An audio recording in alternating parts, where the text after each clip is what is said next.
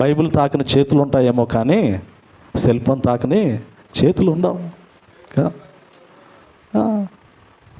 బైబిల్లో ఉన్నటువంటి cell phone అసలు అది సెల్ ఫోన్లో ఉన్నటువంటి బైబిల్ అసలు బైబిలే కాదు. అదే నా మటుకు నేను అంచాను, దానిలో జీవం లేదు.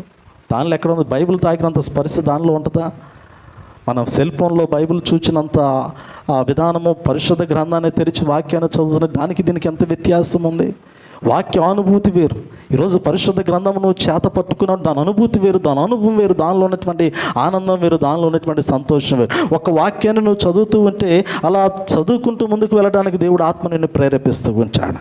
అదే నువ్వు సెల్ ఫోన్లో బైబిల్ తెరిచి చూస్తే ఏదో ఒక నోటిఫికేషన్ రాగాల్లోనే అది అలా నొక్కేసి దీన్ని అలా పక్కెళ్ళి ఇంకొక దానిలోకి వెళ్తాం, ఒక దానిలో నుంచి ఇంకొకటి, ఇంకో దానిలో నుంచి ఇంకొకటి కదా. అంటే మన యొక్క ఆలోచన విధానాన్ని మనం ఒక్కసారి గమనించగలిగితే జీవవాక్యములో ఉన్నటువంటి శ్రేష్టమైనటువంటి జీవం ఇంకా దేనిలో